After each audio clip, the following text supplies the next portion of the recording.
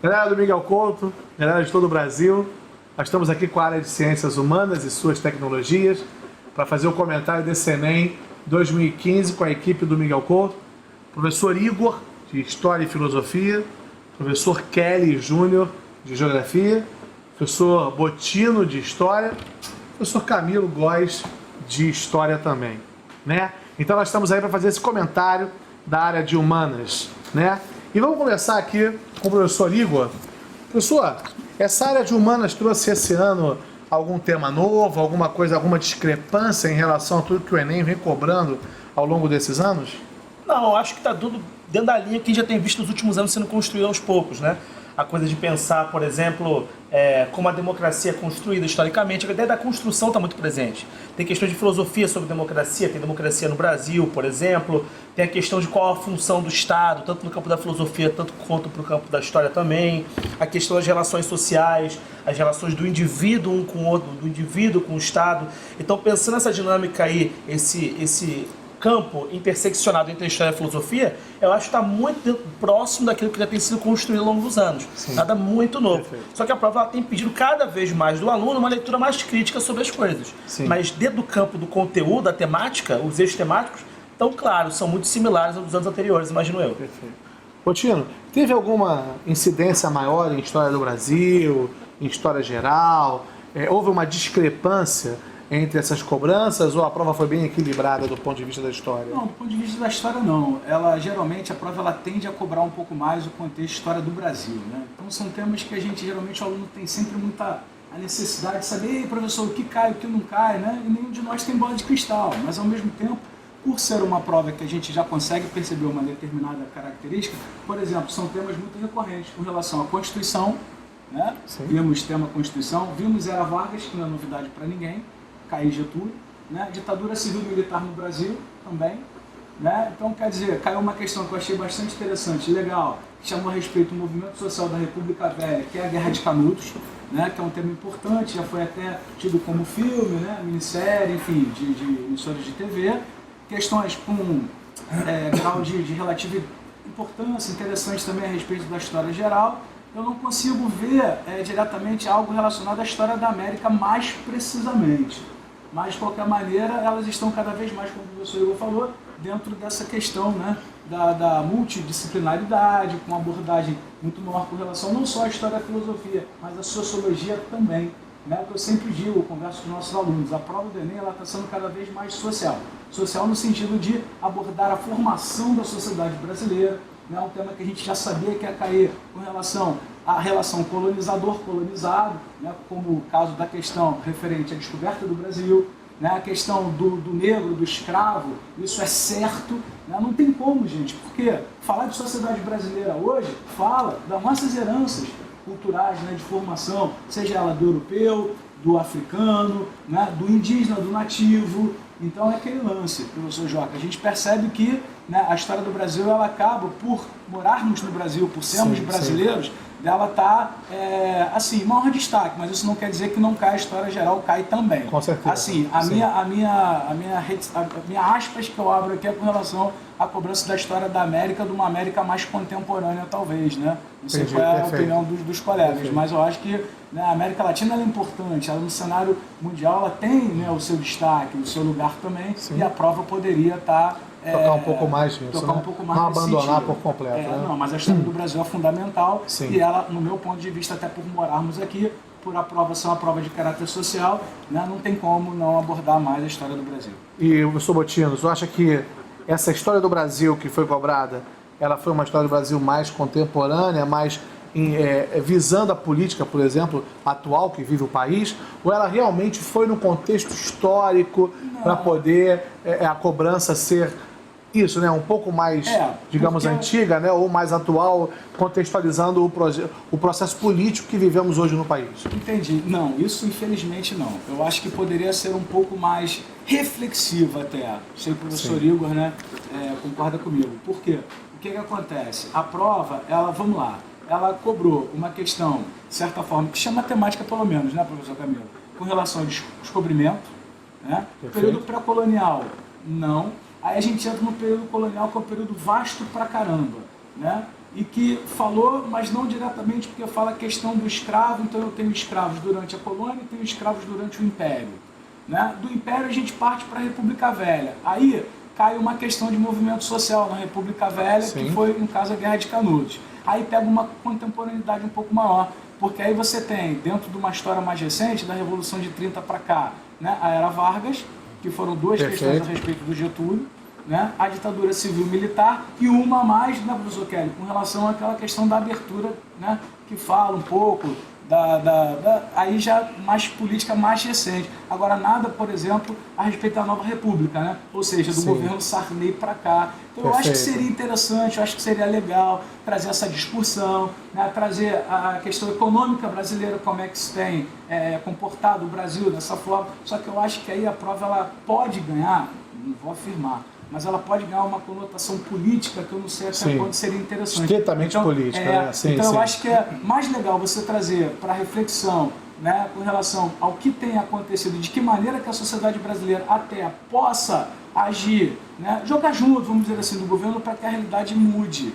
E isso eu acho que a prova do Enem esse ano foi muito legal, foi muito bacana, né? Algumas questões mais abordando essa questão do lado da sociologia, né? Com relação às mulheres, o próprio tema da redação, que foi bastante, vamos dizer assim, badalado, né?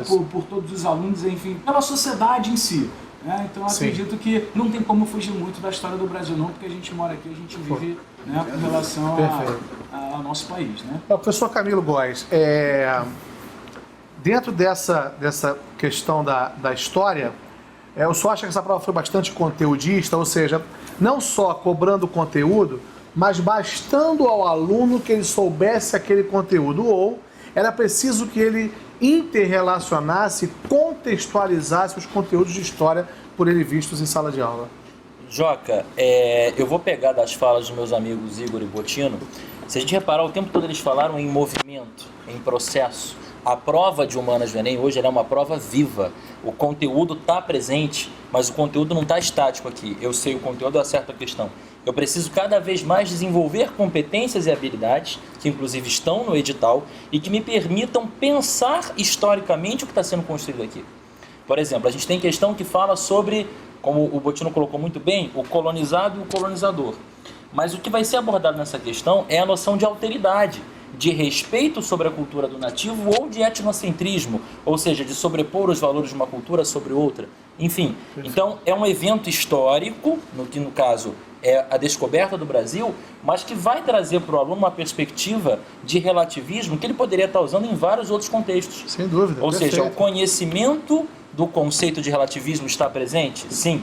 O conhecimento do conceito de etnocentrismo está presente? Sim. Uhum. Historicamente foi citado aqui a conjuntura da descoberta, mas podia estar sendo falado hoje, por exemplo, em relação à questão de gênero.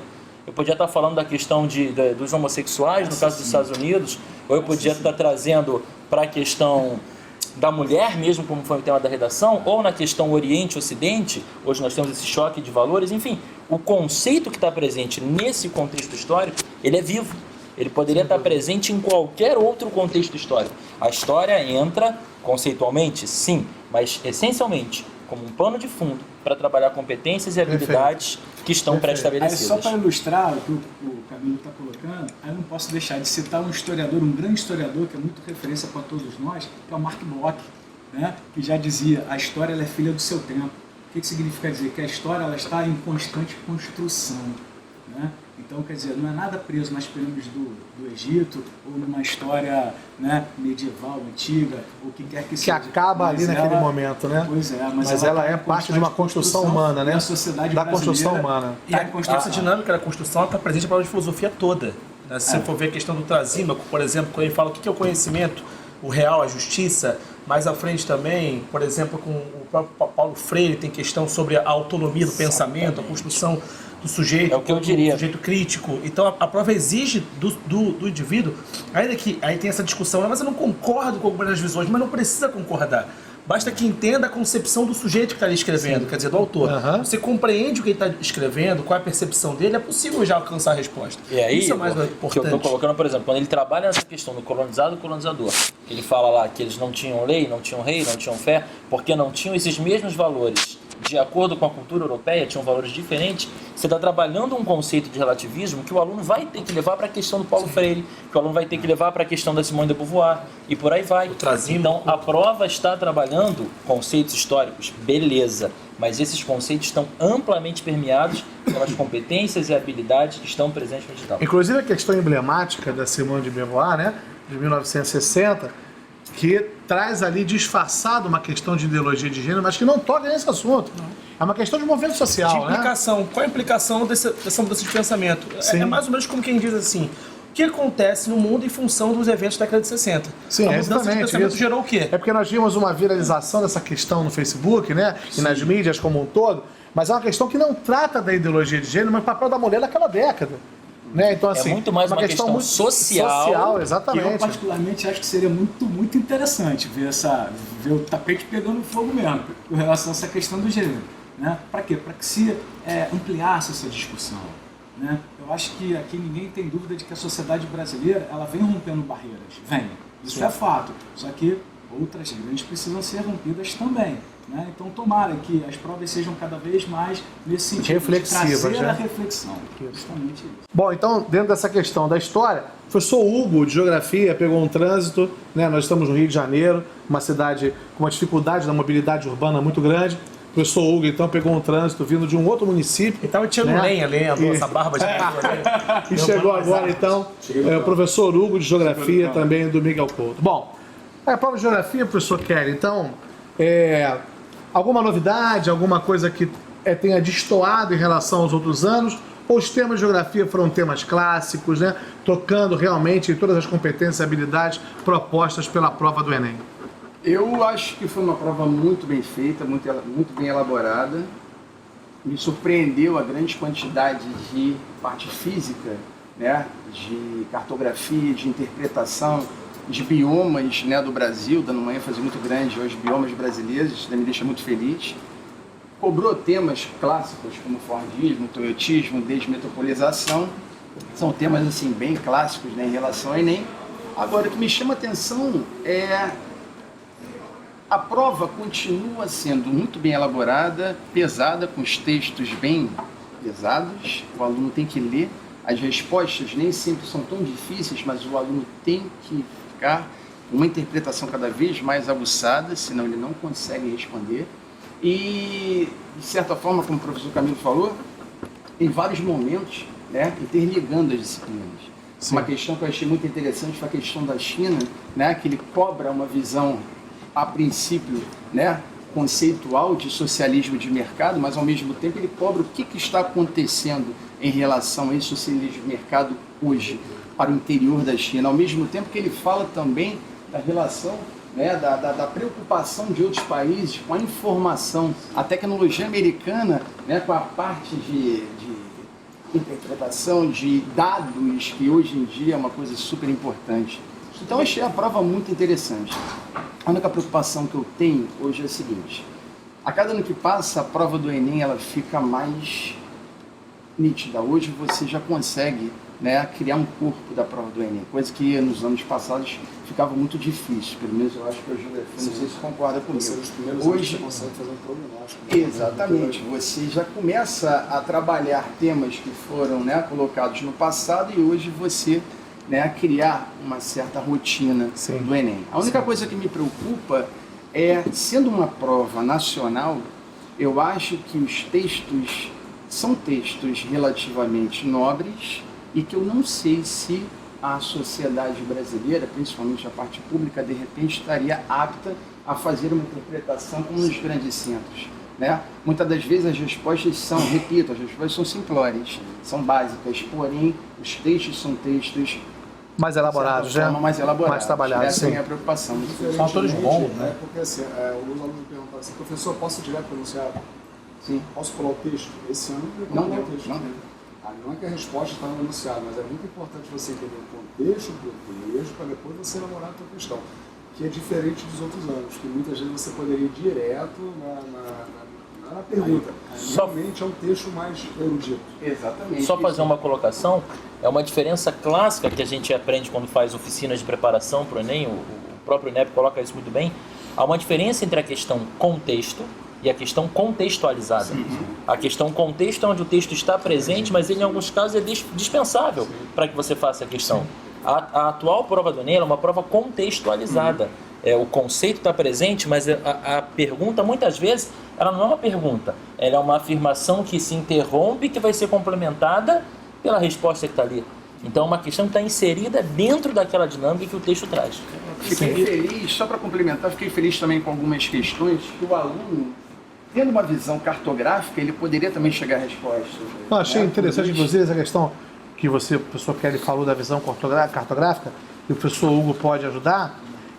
Só tiveram 2 questões com mapa na prova de geografia, né? O que chamou a atenção, porque nos últimos anos as questões de geografia traziam mapas, tabelas, gráficos de barra, gráficos de fatias, e realmente esse ano a prova de geografia pareceu, sob esse ponto de vista que o senhor falou, professor Kelly, simplória, né? Porque assim, até na própria análise, ela foi uma análise bastante textual, não? Sim.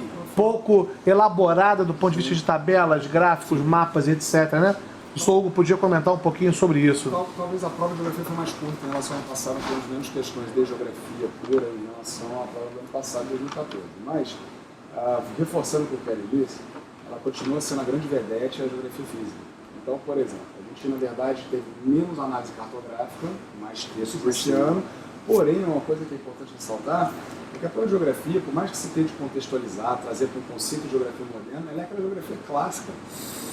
Ela continua sendo geografia clássica, conhecimento de bioma, localização. Não veio um mapa sobre bioma, mas eu tenho que saber localizar. Se você não souber onde que está o semiárido, você não sabe que processo de desertificação, que o mapa deixa bem claro isso. E a gente tem um trabalho grande de tirar aquela coisa regional e passar para um âmbito nacional. Esse é que é o problema. Nós tivemos uma questão sobre erosão fluvial, no Rio, que em Minas a gente chama de marmita, que são aqueles lugares que a molecada afoga no Rio. Aqui não tem Rio de Janeiro. Não tem. É um contexto de Rio de Topo de Planalto. E eu vou te falar uma coisa, comentando hoje com alunos, esse tipo de erosão, os alunos só chegaram à resposta porque as outras opções eram completamente fora da realidade. Agora, foi uma questão que, sinceramente, dificilmente você trabalha isso no ensino. Eu bato muito na tecla do seguinte, a gente tem que entender, quando o Enem quer saber se você conhece geografia física, ele quer saber se você entende o que é o Rio. É uma prova nacional. Ela tem que ser uma prova inclusiva. O garoto que faz a prova no Mato Grosso, ele tem que se sentir localizado com aquilo. Então, a gente tem, por exemplo, essa é uma questão típica do aluno do interior de Cerrado, que ele vai olhar e falar, eu me afoguei quando era garoto. Então, na verdade, a gente tem que trabalhar, e eu acho que é importante isso para os professores também, a partir dos nossos exemplos que nós temos locais, começar a extrapolar isso para uma área nacional. Agora, professor Joca, realmente, eu esperava mais mapas, eu esperava mais análise cartográfica, e aí ele vai me dar a importância da cartografia de uma maneira mais textual. Ele me coloca um gráfico mostrando o temperismo, em relação à chuva e à temperatura. Quando você trabalha isso dentro de sala, com o programa, com a descrição do bioma ou do ambiente natural, o aluno ele acaba inferindo a resposta a partir daquilo. Mas é importante realmente abrir, a gente vai ter que se preparar para isso. Acho que isso é uma tendência. Outra questão, falando sobre isso, completando, é a própria parte, quando ele cobra a estrutura amazônica, ele cobra ali os personagens que existem na estrutura amazônica, da outra vez ele cobra que a tecnologia que vai ser aplicada em relação a esses personagens, ou seja, uma coisa muito interessante. Interessante o processo. É abrangente pra caramba. A prova bem abrangente, né? E tem o exemplo do que o professor Camilo estava falando, que vocês estão falando, por exemplo, no caderno rosa da questão 21 e no caderno amarelo da questão 17. Que é o texto 1 e o texto 2, que falam com relação à abolição da escravidão. E que, por exemplo, a gente teve a oportunidade de ver outros colegas comentando e tal, e até agora não se chegou a um consenso, só quarta-feira é nem mesmo. Então, quer dizer, nós somos professores, estamos acostumados com a prova, que trabalhamos a prova, trabalhamos a sala de aula, conseguimos observar eu acho que esse rastro, essa trilha que a banca ela procura já demonstrar pra gente, as questões são colocadas, mas que, né? Enfim, agora, a riqueza é muito grande, cara. Claro que, não sei se vocês vão concordar comigo, né? Vários temas ficaram de fora. Né? Uma sim, coisa que eu estava apostando muito na energia, né? Que foi muito trabalhada, energia. Diz passagem, tema de energia, inclusive em tecnologia, caiu uma questão só, né? Que é clássico cair, né? As usinas, etc. A geração de energia como um todo no país, né? ela esse ano sumiu um pouco da prova do Talvez Enem. até pela questão Mas atual, não poder evitar. Você vai chamar a Você atenção não vai disso. botar uma questão Claro. que vai trazer pura e simplesmente o âmbito político. Claro. Você Governo tem que faz a Você prova. poderia perfeitamente fazer reflexão, né? Com certeza.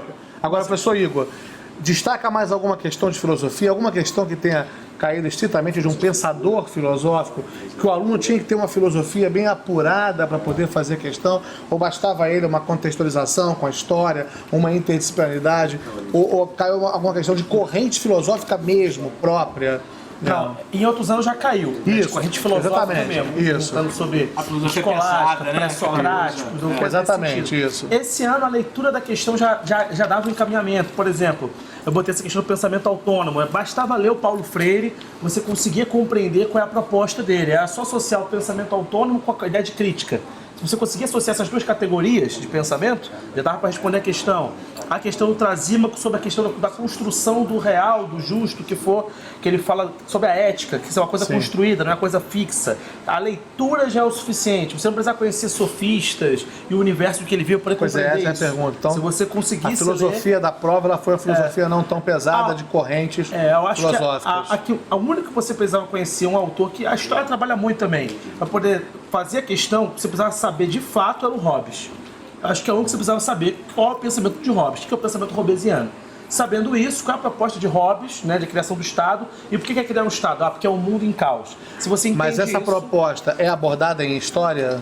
a questão do Hobbes? Sim. Sim, claramente. Então é um o aluno responderia, conseguiria. é sim, bom estudante ok. de história, mataria essa questão com Vou facilidade. indicar aqui também, Igor, assim, nessa linha que você está falando, a própria questão do David Hume, ele vai abordar o pensamento filosófico do Hume, mas pelo texto Você consegue. depreende claramente como o Hume propõe essa sua percepção. E eu separei as questões aqui, né, de filosofia, por exemplo, a questão de emancipação do Weber também é uma questão de leitura, era possível você alcançar isso. E que, aliás, tinha pontos em comum com essas outras questões já mencionadas. Sim. A questão do Nietzsche, que ele comenta sobre os pré-socráticos, sobre a questão da arqueia. Qual a importância da filosofia?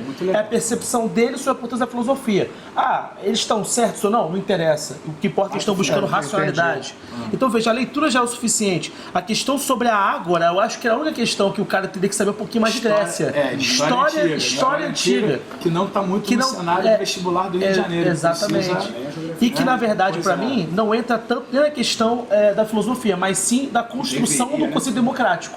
Como a democracia se desenvolveu no mundo. Isso está na prova de Brasil, por exemplo, tem a questão sobre democracia. O que a democracia representa para nós hoje? A participação mais efetiva dos movimentos sociais. E onde começou a questão de democracia, de participação, de fala? Na Ágora, um local, né, próprio onde se conversavam, né, não só os filósofos, mas todos aqueles que queriam participar do debate público. Até comentei antes da nossa conversa, Bastante né, interessante. como é que eu lembrei disso? Pelo aspecto bíblico. Né, que no Novo Testamento ali, Paulo, né, depois da conversão dele, que era Saulo, vira Paulo, começa a passar pelas cidades gregas, aí, pelo mundo helênico, e começa a pregoar o evangelho, e a discussão é feita onde? Na Ágora, onde vinham os que contestavam, então a Ágora é um espaço público de debate, decisões, que né? hoje também vai na questão do presente Mais uma sobre vez eu coloco, que é conceitual, Que é conceitual. Conceitual. que Você também não vai ao sabe o que é encontro da ágora, questão do não- debate público.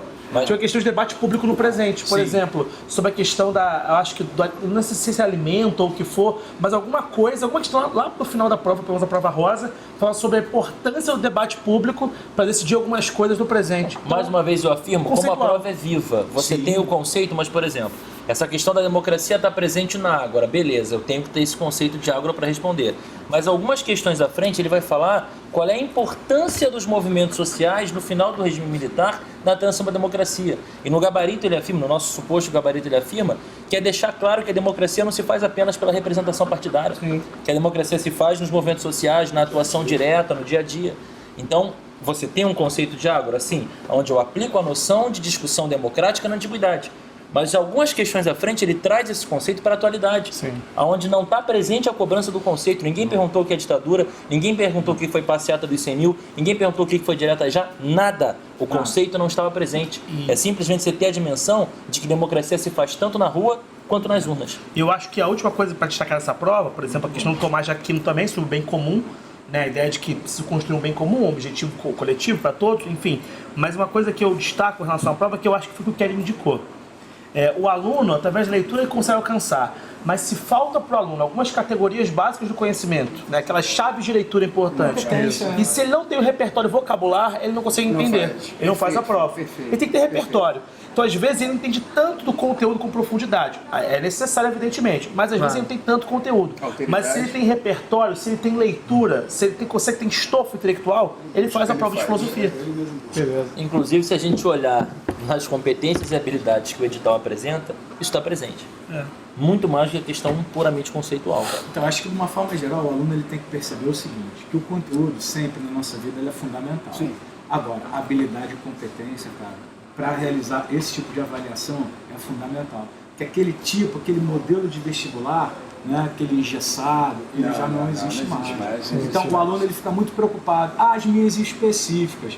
A prova do Enem mostra, isso não existe mais. Entendeu? E só vai fazer a específica quem fizer um determinado vestibular, numa determinada universidade, mas hoje o tom da avaliação da principal porta de entrada para as principais universidades do Brasil chama-se Enem. Isso caiu uma questão de patrimônio, né? Perdão. Daí a importância do ensino fundamental até o ensino médio, da leitura, da interpretação. Isso é fundamental. O Brasil só vai crescer quando tiver uma educação... Mas ela não deixou de ser uma prova conteudista. Não. Isso a gente tem que chamar a atenção dos alunos. Ela existe, quer dizer, o aluno precisa estudar. Não só fazer as relações, mas ele precisa de conteúdo. Saber ler, entender. Exatamente. Ela não deixou de ser uma prova Acabou esse conteudista. negócio de específico. Mas isso não significa dizer que você tenha que abrir mão. Pelo contrário, você tem que ser bom em tudo. O aluno decoreba não vai. O aluno que é entendido, que é instruído, que sabe ler, ele vai. É uma prova bem holística, né? Ela é bem holística e bem interrelacionada. É que é tipo, por exemplo, quando você está no ensino fundamental mesmo, o garoto não pergunta, vai cair, você fala tudo? Não tem como, não tem um bolo de cristal. Tem jeito. Hoje em dia a gente tem que dar todo o problema Se do nós Enem. tivéssemos, marca aí o Maracanã, não quero nem auditório não, quero Maracanã. Na véspera da prova, aí galera, vamos nós. Uma prova de bom nível e de bastante conteúdo. Muito bom nível. Que bom. Agora, Equilibrando o conteúdo. E está antenado também. Né? Exatamente. Isso aí não tem jeito. A prova está de bom nível porque ela equilibrou o conteúdo com a habilidade de pensar sobre esse conteúdo. É uma prova dinâmica, é uma prova viva. Perfeito. Só o conteúdo não basta, só a capacidade de compreensão Não também não basta, basta. sem Eu dúvida. preciso ter um casamento perfeito entre essas duas questões. É isso aí que você viu com o nosso corpo de docentes da área de humanas. Professor Botino de História, professor Camilo Góes de História, professor Igor de História e Filosofia, professor Kelly Júnior de Geografia e o nosso amigo professor Hugo de Geografia. Esse corpo de altíssimo nível, né, do Miguel Couto, aqui do Rio de Janeiro. Você, nosso aluno, e você do Brasil inteiro, com comentário da prova de Humanas e suas tecnologias.